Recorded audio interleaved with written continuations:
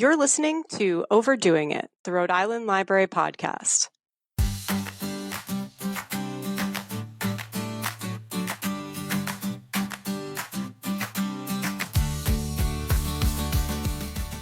Hello, and welcome to another episode of Overdoing It, where our team of library workers dish about their latest reads, views, and passions, alongside fascinating conversations with local luminaries.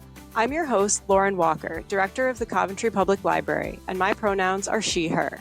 Let's dive in and discover who our guests are today. I am Victoria Atamian Waterman, and I am the author of Who She Left Behind, and it's a pleasure to be here. I am Dalita Getzoyan. My pronouns are she, her, and I am the audiobook narrator for Who She Left Behind. And I am an actress, musician, and therapist living and working in New York City. Hi, I'm Pauline Getzoyan. My pronouns are she, her. I serve as the chair of the Rhode Island Holocaust and Genocide Education Commission and co-chair of the Rhode Island branch of the Genocide Education Project. I recently retired as the editor of the Armenian weekly newspaper based in Watertown, Massachusetts. And this year is my 20th year as an adjunct English professor at the Community College of Rhode Island. Wow, congrats. Thank you. So a little bit later in the show, we'll talk about Victoria's novel and the work of the Rhode Island Holocaust and Genocide Education Commission. But before we get to that, let's start out, as we always do, with what has everyone been reading and watching? So what I have currently been reading is a brand new book that just came out, and it's called Super Play, Your Instrument is You. It's by Ruby Rose Fox. And the tagline for it is a polyvagal-inspired revolution for harnessing stage fright and unshaming your nervous system. So it's an incredibly interesting book, both as a performer and as a therapist. Like many performers, I have suffered from stage fright, I've struggled when I get up in front of people. And so it's a really interesting book talking about how we can work with different aspects of our nervous system, move in and out of different states in order to make it easier to perform and have freedom as an artist, and also take care of ourselves and not have shame around what we're feeling. It's very interesting. Highly recommend it for any performers dealing with any sort of stage fright. Wow, that does sound really interesting. It does, definitely. I don't mind going next. I am actually in the process of reading several books in preparation for Rhode Island's Holocaust and Genocide Awareness Month in April. Not exactly, the easiest subject matter to read about, but we vet them before we get the book list ready to distribute to the libraries. One of the books which will appear on this year's list is Victoria's Who She Left Behind. And I do have a couple of books that are on my very soon to be read list. One is Chris Bajalian's new novel, The Jackal's Mistress, and the other is Nancy Krikorian's new novel, Burning Heart of the World. So those two are right there as soon as I'm done with the vetting of the books for the book list. That's a lot of heavy reading, so back to back too. I just finished As the Lemon Tree Grows by Zulfa Kato. I'm saying that right. Oh, it's fascinating. It's a young adult book that I didn't realize until afterwards, but I wouldn't characterize it as a typical young adult book, and it is about people who live in this is Damascus in Syria, and the hell that they have lived through, and the violence that has been imparted by their leaders, essentially. And this is a story of a young couple and how they ultimately escape. But you hold your breath the whole time reading this on what is going to happen to them. The bombings, the woman is a doctor in one of the emergency hospitals, and the bombings and what's happening is just very real, the way that it's portrayed. But it's very interesting in that this woman through her PTSD and, well, not even PTSD, as she's living through the trauma, has manifested this imaginary person who is actually her fear. And so this person is walking side by side with her through this journey, which is quite extraordinary. And there's a twist in the end along those same lines, but I highly recommend it. And so I finished that, and God forbid I take a night off from reading. I started The Stationery Shop by Marjan Kamali, and not too deep into it, but just the description is fascinating in that it takes place in Tehran, and it is about a young woman who finds peace and solace in a stationary bookstore. And I love the descriptions of, smelling the pencils and touching the books and like all those things that we like to do, and just checking out the colored notepads and things like that. It just really, it makes you feel appreciative of all of these things, and the author does a great job in making it come to life. Those types of stores are my dangerous places because I can stay there all day long. I'm with you, Victoria. I know. And I love stories that take place in those places too. That's so fun. Can never have too many journals, right? Yes. It's a problem. Right. It is a problem. Journals, pens, books, all of it. Got to be colorful. Yes. I just finished reading Finley Donovan is Killing It. It's a little bit of a comedy. It's about a writer who wrote some successful but like not considered super respectable crime novels, and her ex-husband kind of denigrates her for saying like she writes trash and it's not that important and that stuff, and her publisher is giving her this huge advance for something new, but she can't think of what new thing she's going to write. And she kind of wants it to be a little bit different from what she's been writing. And she kind of stumbles into a situation where someone thinks she's a contract killer and tries to hire her, and she doesn't necessarily say no, and hijinks ensue. And I have to say, like, it was a pretty fun book, and it kept me guessing. Like, I didn't have enough information to solve it on my own. And I like that. I like when I can't solve the mystery before it solves itself. Yeah. So I did really enjoy that. And actually, I just started listening to the audiobook for Who She Left Behind. That's what I'm reading. Look at you doing your research. Yeah.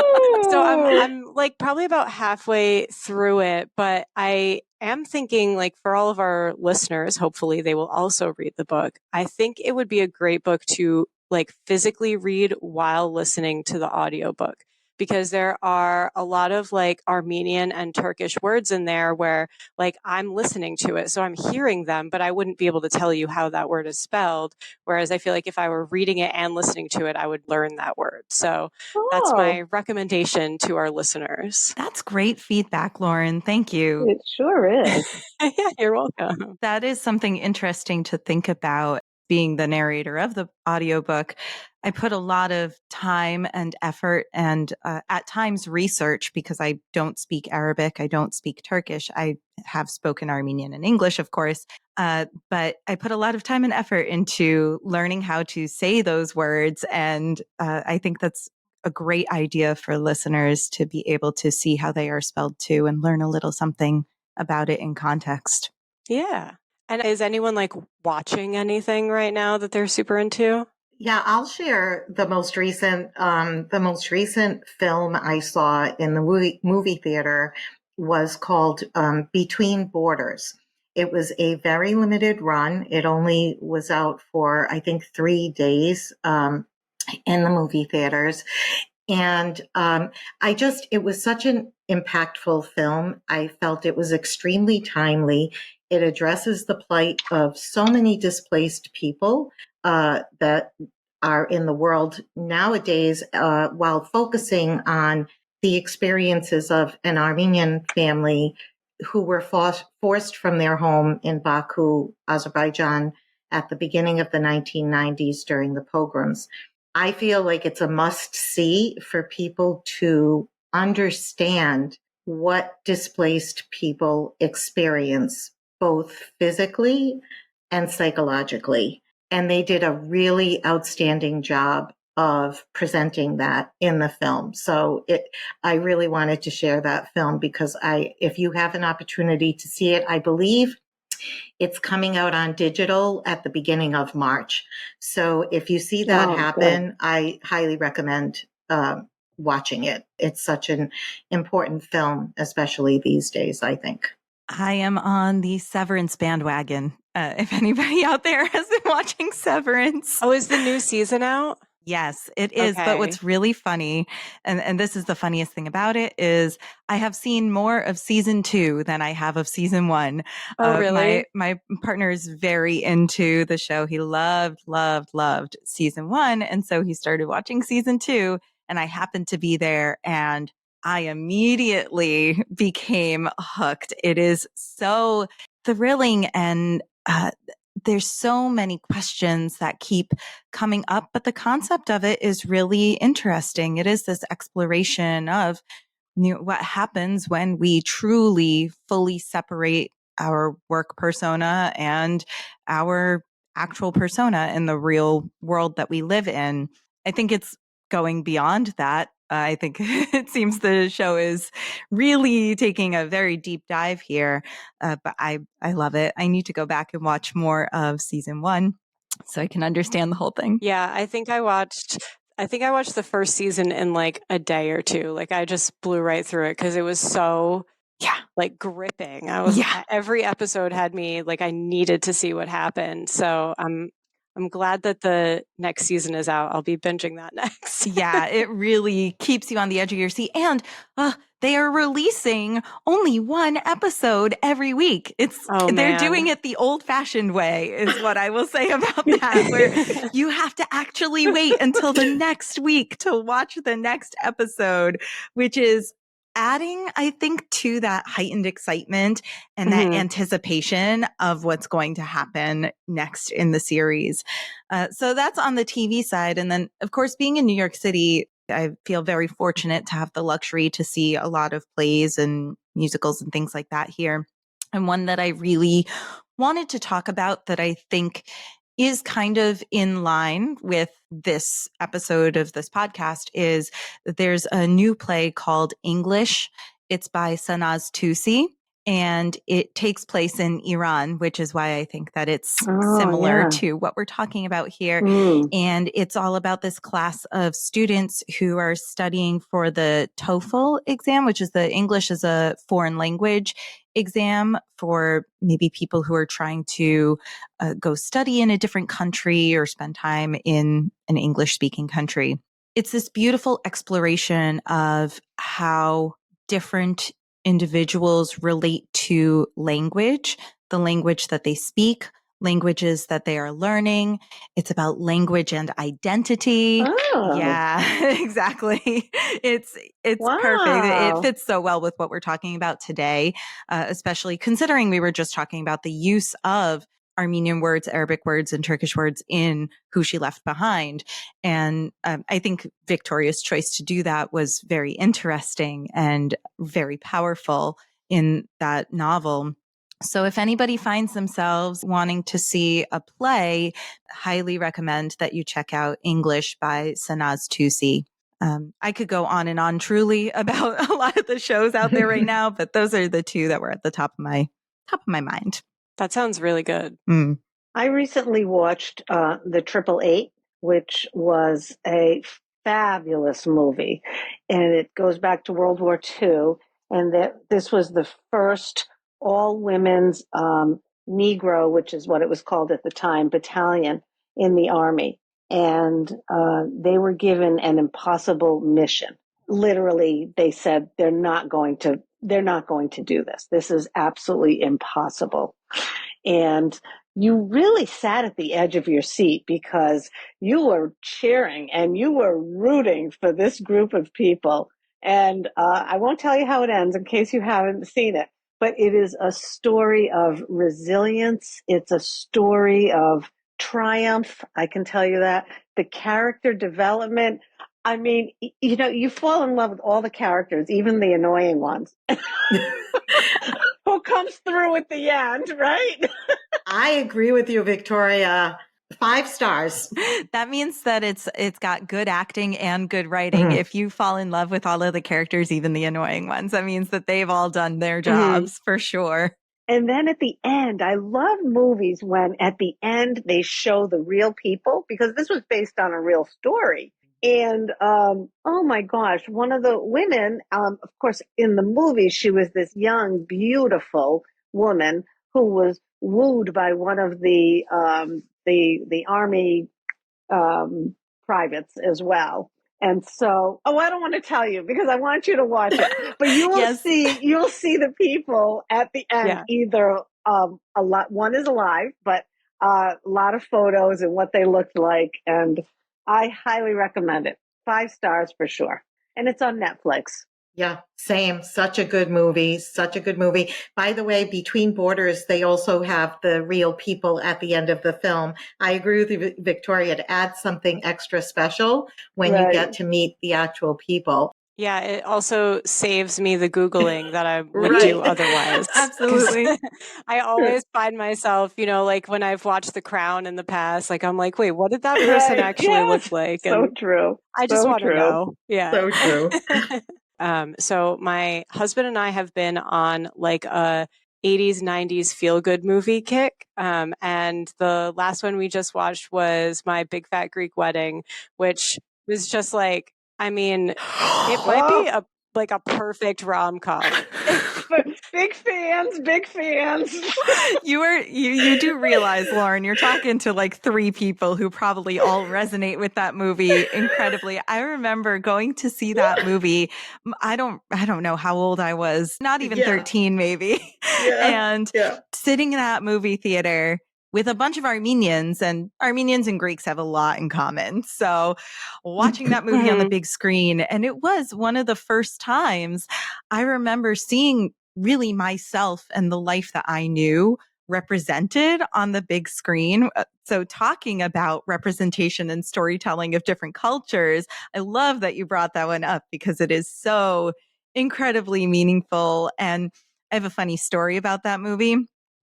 Anybody who I've started dating, I make them sit down and watch that movie, and their response to it tells me if I should like continue dating them or not. I'm like, listen, you have to know what you're getting into here. Oh my gosh, that's so funny. That's hilarious. Should tell my daughter that. I love that. That's hilarious. It's a really good way to vet people, I gotta be honest. That's good. I love that. Yes. Yeah, I knew that I liked it. Like I had seen it, my husband hadn't seen it. And I was like, I think I remember it being a pretty good movie. I haven't seen it in a long time. And I'm not really a rom-com person. So if I liked it, I feel like it's probably he'll like it too. And he was just like, that was amazing. We watched like a couple others after that. And he was just like, not as good as Big Fat Greek Wedding. So yeah, that one passed the test. And then I actually just finished last night watching No Good Deed on Netflix, which is a series with Ray Romano and Lisa Kudrow. Oh my God, I almost said Phoebe Buffay, which is her character on Friends. But Lisa Kudrow and Ray Romano. But it's a drama. It's not a comedy. And it's about this couple. And it kind of, I guess I'm on like a murder mystery phase or something, because there's like a murder that happens. And as like the viewer, you find out each episode like a few more pieces of what happened and how they're like dealing with this like tragedy in their lives. And it all centers around they're trying to sell their house. And like there's also the families that are trying to buy the house from them are a part of it, which I always like when there's like a story that happens from different points of view and it's all linked together. I love that. So I can highly recommend No Good Deed. I don't know if there's going to be another season of it or if it's just like a limited series, but it was very good. Thanks. Awesome.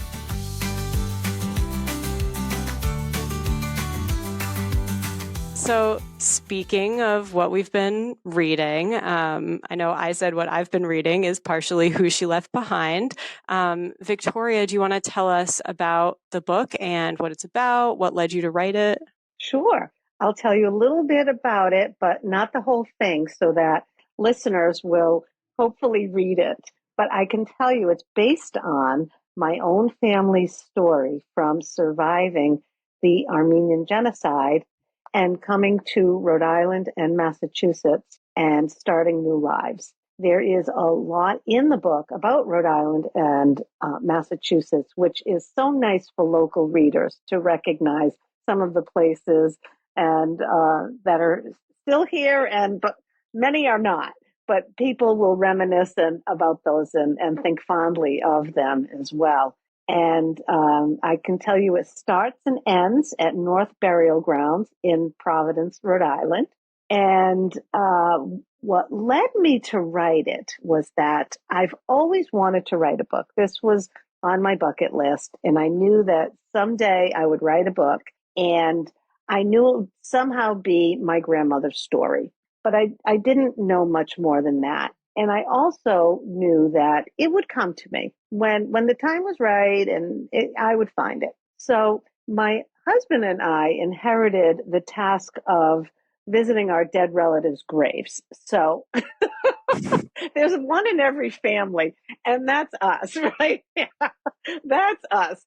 So Memorial Day, Christmas, whatever in between, we go to all the graves. Many of them I never met. I don't know who, I know who they are in the family, but they weren't anybody who was alive when I was born, but we still go. And this one time we went to visit my Aunt Vicky, and she died 2 weeks before I was born. And my mother adored her, and she named me after her. And so she and her husband were buried in North Burial Grounds. And when I got there, there were flowers and some items at her grave. So that part of the story is true when you start out. And in my heart, I didn't know if there was a mystery there. I didn't know at that moment. I said, this is my book.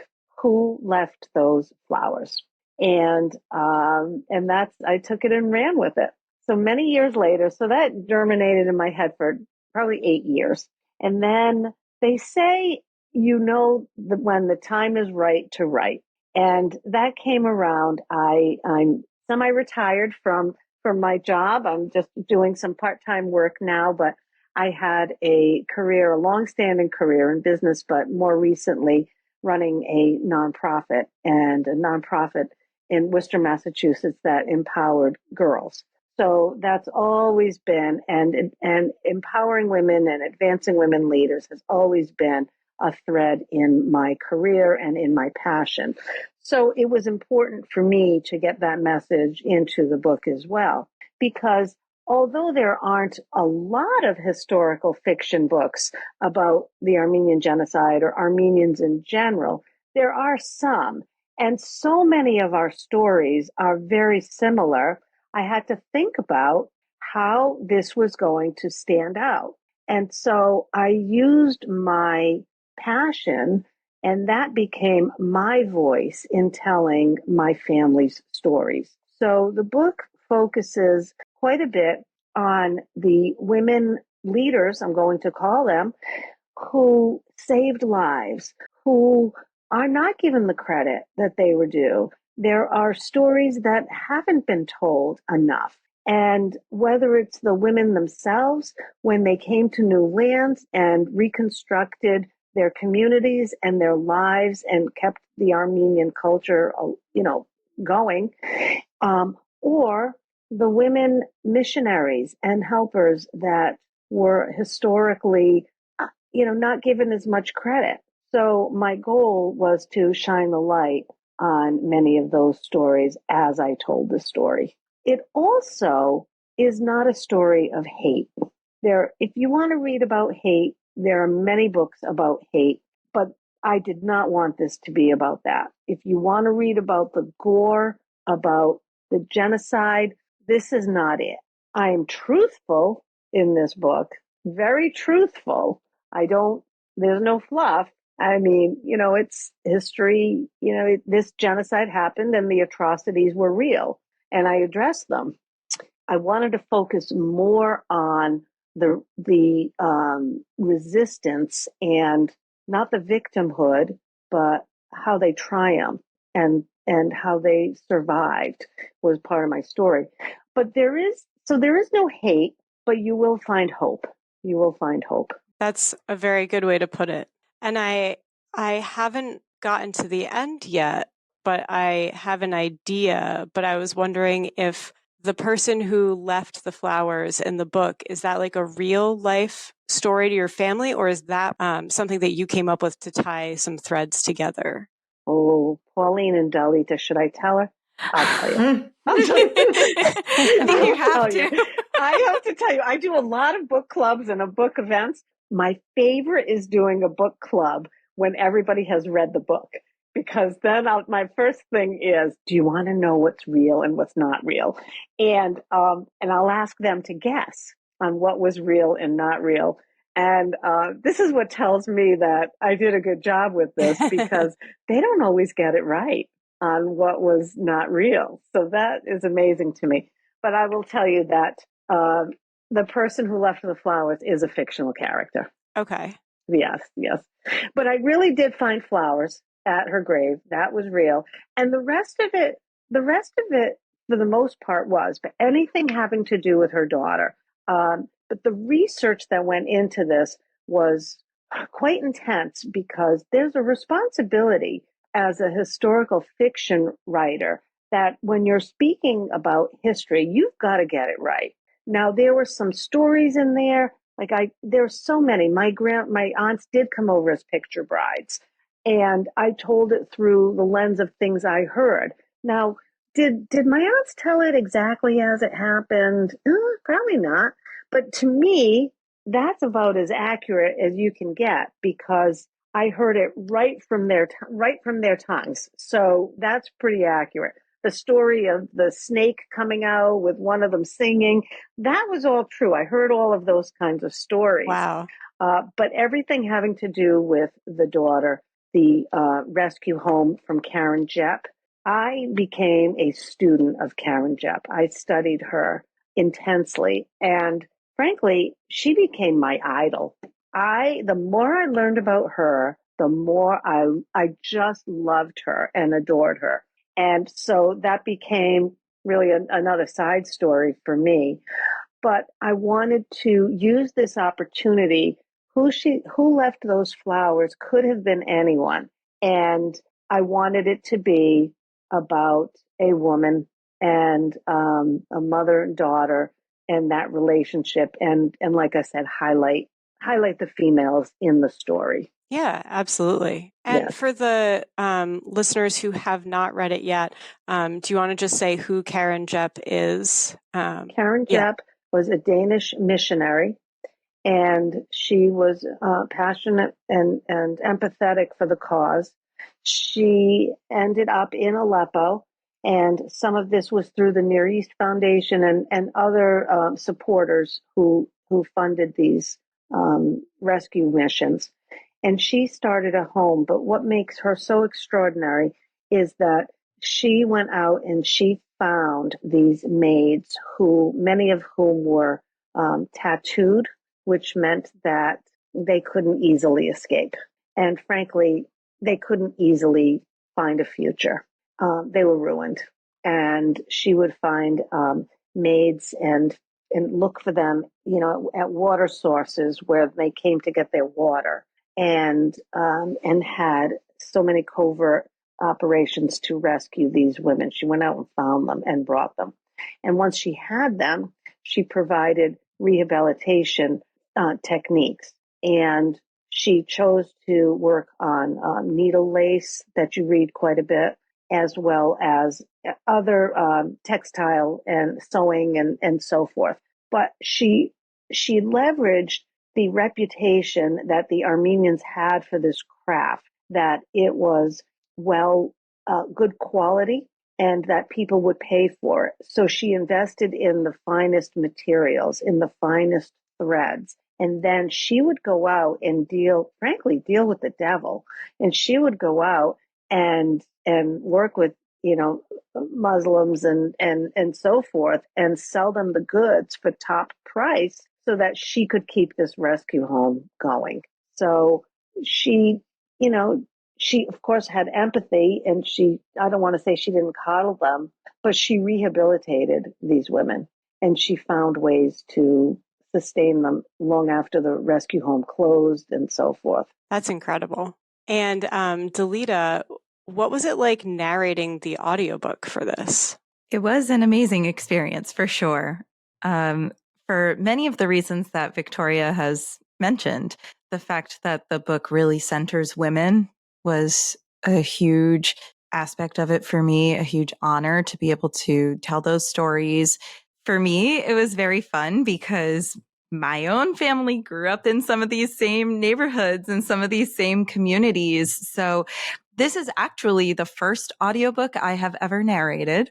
I have been an actor for many years, but haven't had as much experience doing voiceover work. So it was really exciting to translate that acting experience into this form of storytelling and just to bring these women to life was a very fun and fulfilling experience.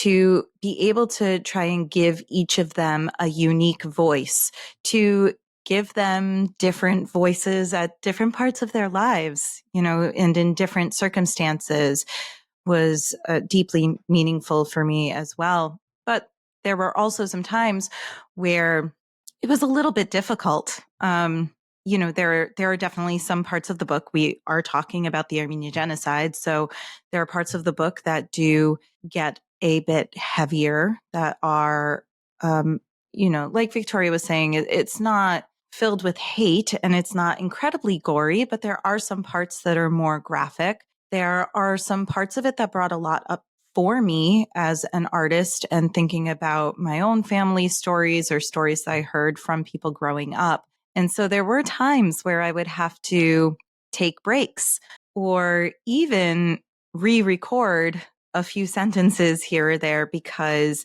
I would get to the end of the sentence and just get choked up a little bit. I would start crying and, get a little bit tearful because it did bring up a lot. So I think some of that, of course, helps the artistry as well because I can put a lot of my personal identity into it as well. And have to keep in mind, what are my things in place to keep myself safe and grounded and be able to come out of this experience and still enter the world that I am living in now. But it was incredibly meaningful to have this be the first audiobook that I could help put into the world. So can I add something to this, Lauren? Oh, go ahead. This is a funny story. So Dalita would text me and say, "How do you say this word?" And there were not the Armenian words. So some of them were the names, the Arabic names.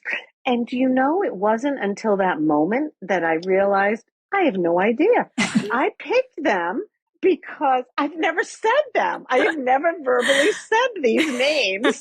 They're in my head. And or I have said them just in talking about them with other people. I don't know if that's really the right way. So it was funny because I've only seen it in writing, and I tried to pick easier Arabic names, and I said I don't know. So thankfully, Dalita did more research, but I thought that was so funny. I wrote a book, and I don't know how to really and truly pronounce these names in order to have a professional audio book. Yes, thankfully, my father is from Lebanon, and so he knew how to pronounce a lot of the words in Arabic. And there were a couple of other people I was able to consult with. I think Victoria, at one point, I consulted with Khachig Muradian, right, who is just a wealth of knowledge on so many levels for all of us.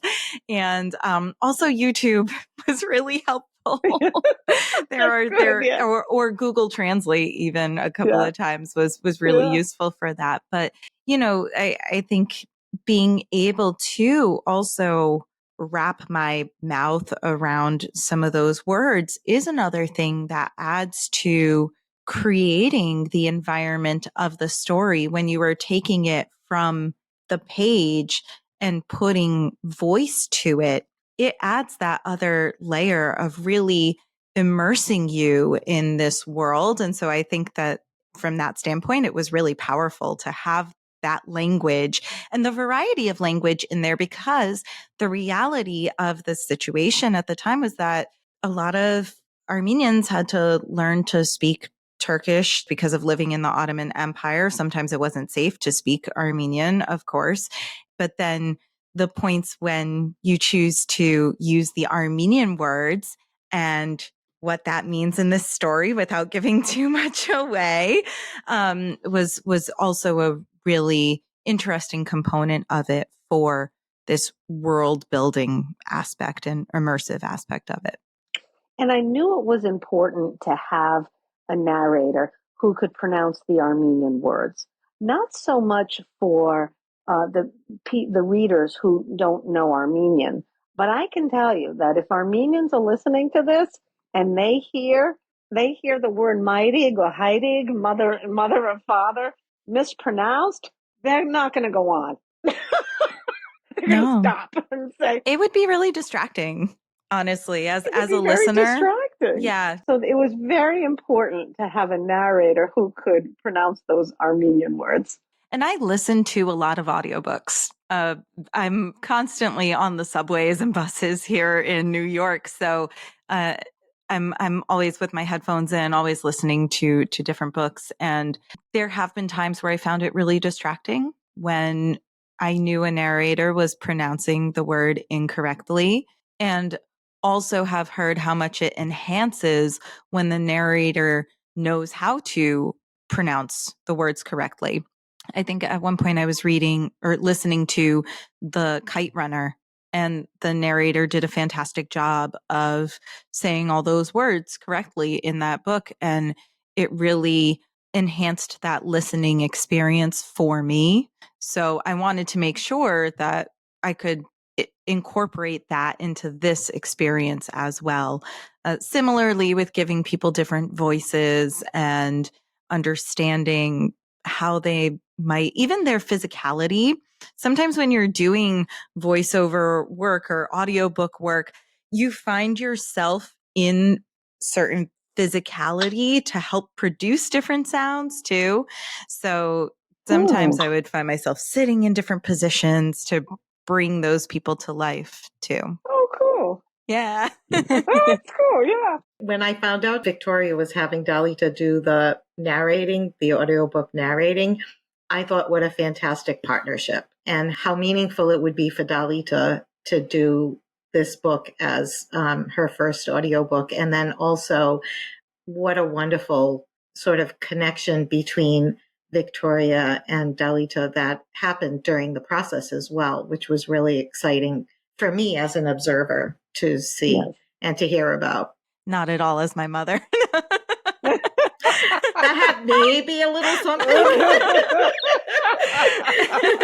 Just a little. Just a little.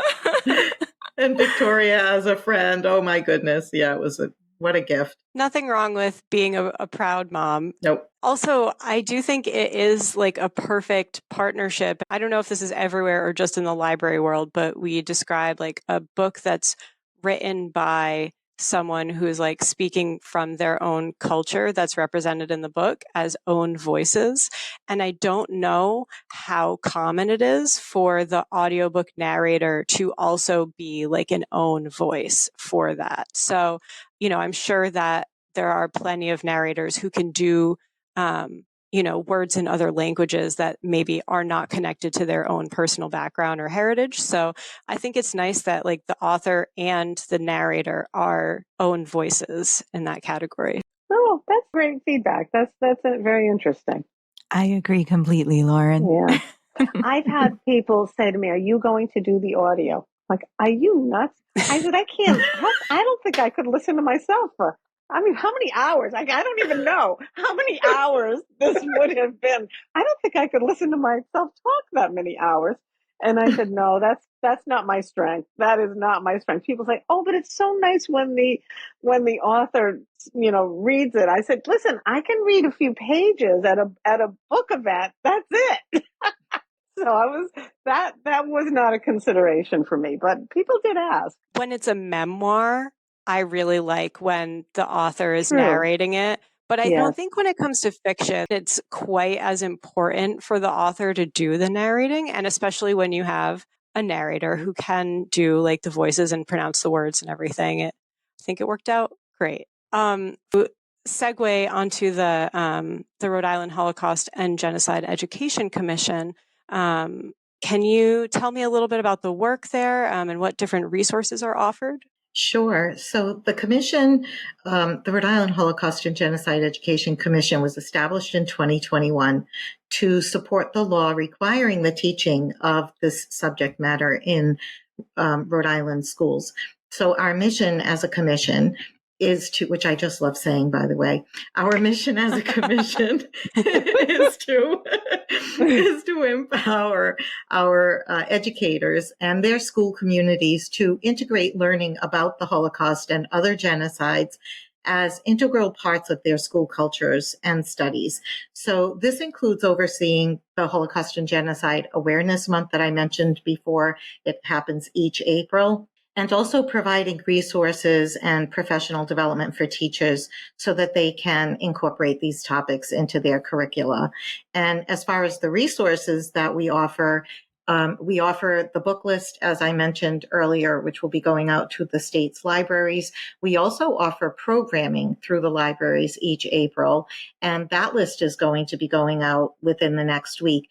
And just as a little preview, we have programming that relates to the Holocaust, the Armenian Genocide, Cambodian Genocide, Native American, and also AI, the artificial intelligence and its impact on genocide and Holocaust denial, which is a really interesting topic as well. So there's going to be a pretty extensive list as well. Included in that list, by the way, will be a book talk between Victoria and I about who she left behind. So this resource is going to be available through our libraries. And we also serve as a clearinghouse for curriculum resources for teachers. And all of these resources are available on the commission website, which is rihgec.org. Those are the initials of the commission. Again, it's rihgec.org, as well as on the Rhode Island Department of Education website. And the link to that website is also on our commission website. Thank you. I already am like, probably shouldn't have like all of those programs all at once, but those all sound like great programs that I would love to have in my library. So I'm sure any other Rhode Island librarians listening will also be interested. Great. That'll be wonderful. And we have all the contact information on the list. People can reach out. The libraries can reach out to each individual presenter just to expedite the process and keep it simple and streamlined. That's great.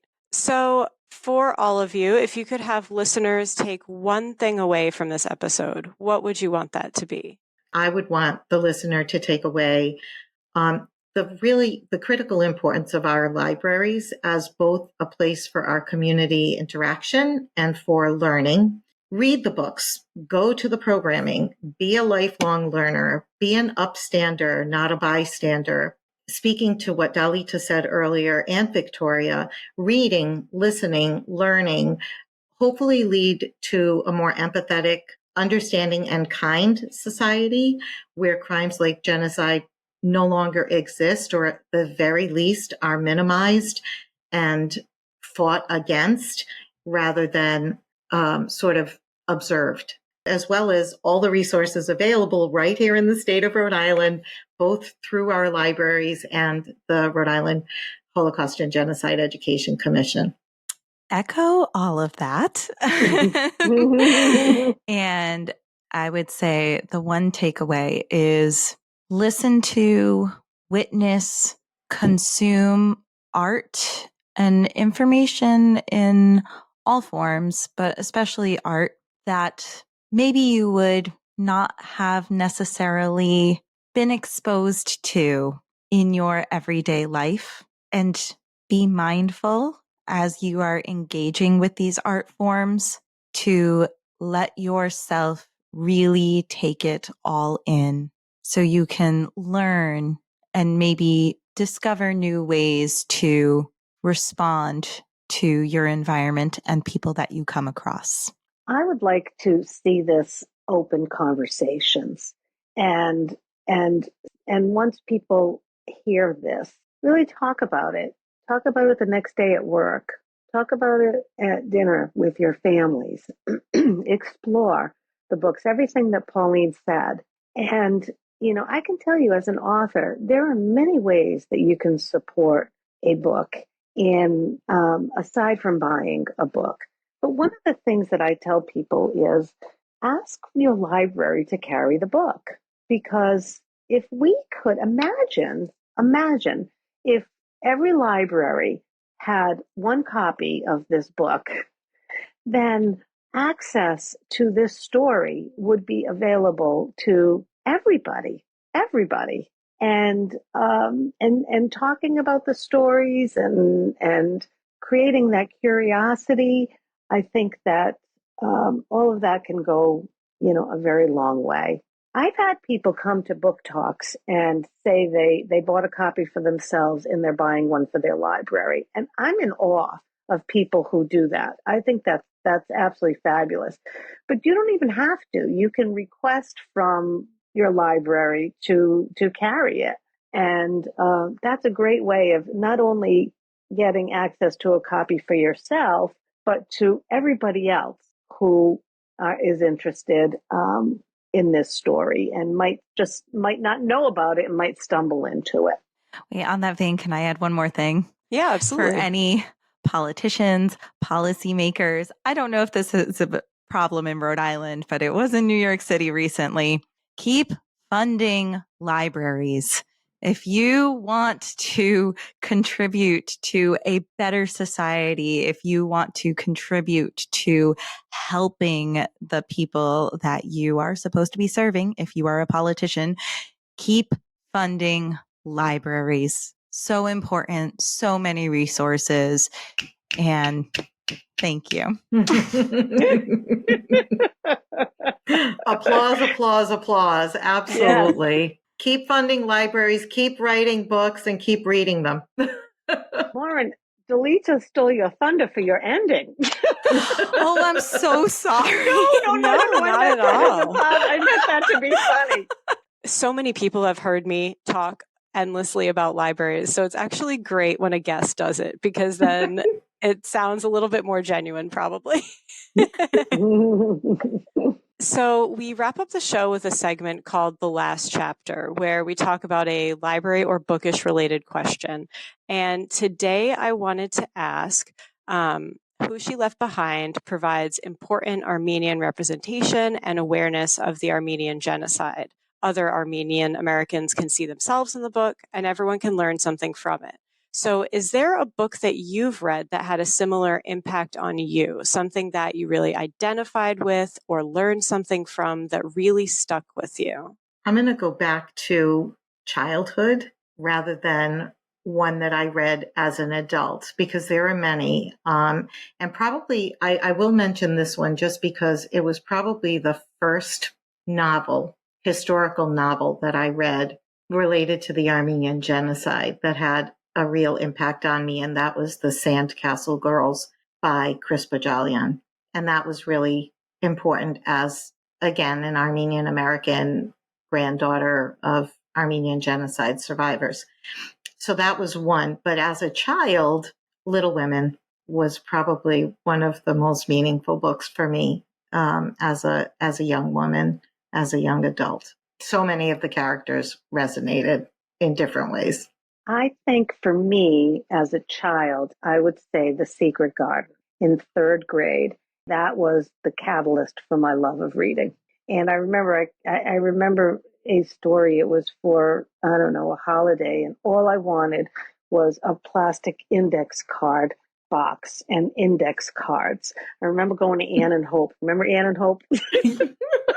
Of course, Ann and Hope, and getting this, and I got a reading light, and I would write down a card for every book I read. But it was because of The Secret Garden that made me turn into an avid reader. But I would say, for me, my all-time favorite book and series is The Clan of the Cave Bear, and by Jean Aul. And it came out when I was in college, and I think it was a 20-year series. But I was just absolutely fascinated by the cultural aspects of a mix of prehistoric people and humans, and how, I don't know, how they communicated. And in so many ways, they were more alike than different. And I'll never forget that. I'll never forget that book. I carry that with me and my thoughts a lot. So I was going to say the Sandcastle Girls also. Sorry. just from an Armenian standpoint, but I'll go from a non-Armenian standpoint. I'm going to give two answers here because in thinking about childhood and maybe something that had a strong impact on me, I don't know why this was the first thing that popped into my head, but I'm going to go with it, was the Amelia Bedelia series. And I know it's so silly, right? Like, she's hilarious because she misinterprets the meaning of all of these words. Thinking back on that psychologically, that might have been really hilarious to me coming from the culture that I come from, and maybe having a dad who's an immigrant who sometimes would mess up pronunciations of words, or I would have stories of him misinterpreting stuff, but it was also just really witty writing. And the other book that really resonated with me, and it's not necessarily fiction, and it's really kind of cheesy, but Eat, Pray, Love was something I absolutely resonated with. And I think that just, the author's freedom and deep dive into her artistry and the way she's experiencing the world. I tend to read more nonfiction than fiction. So I think I find a lot of meaning in hearing about real people's lives. Also, that is why I'm very drawn to historical fiction as well, because so much of those stories are based in real life experiences. So I know that was 3 answers, but no, that's fine. I'm going to give you so many. Those are definitely the top ones. I love that you said Amelia Bedelia. That was one of our favorites to read. You're to blame for that. So in the best way, right? I mean, I suppose it helps to have a mother who is so passionate about reading as well, right? And about literature. So that was one of my favorites too. And I never thought about it from the language point of view, but that's funny that it was something that you identified with for that reason. Because I normally think of it as as a child learning these adult phrases, but Absolutely. It makes perfect sense with a language barrier as well. Yeah, I definitely think that was another layer to it. Of course, appreciated it from that standpoint too. It was so witty, and I really valued things that have those plays on words or a lot of wit behind them. Yeah. I think for me, when I was writing this question, the first book that popped into my head was the book that I remember reading, I think in 6th grade, The Devil's Arithmetic, which was a book about the Holocaust. And it's about a little girl who ends up being transported through time into the life of her grandmother's best friend, who was in a concentration camp with her. And it starts off with this girl. She's at Passover dinner and she's bored and she hates the food. And, her family's trying to explain to her the significance of this holiday. And she's just a kid and is kind of like apathetic about it. And when she gets transported back in time and sees what her family experienced and the woman who she ended up being named after, what she experienced, she like has a new appreciation for it. And so I think that's the book that when I read it, I had this like really strong sense of injustice, which for Dalita, the therapist, I'm an INFJ personality type. And so the J came out strong after that book. Absolutely. Yeah. Love that you just brought Myers-Briggs into this. Funny. That is funny. Yeah. Well, thank you all for joining me. This has been an excellent conversation. Thank you for having us. Yes, thank you so much, Lauren. Thanks for opening the floor for us to have this conversation and talk about these issues. It's really appreciated. And Victoria, thank you for writing your book. Yes. Thanks for letting me tell the story. Overdoing It is proud to be a resident partner of the Rhode Island Center for the Book and brought to you by library staff and community members all around the Ocean State. The project has been funded in part by the Rhode Island Office of Library and Information Services. If you'd like to share your answer to our last chapter question, send us an email at overdoingitpod@gmail.com or find us on Instagram at overdoingitpod. If you enjoyed today's episode, please rate and review us to help us reach more Rhode Islanders. Thank you again for listening, and this has been another episode of Overdoing It, the Rhode Island Library podcast. We're overdoing it, but you're doing just fine.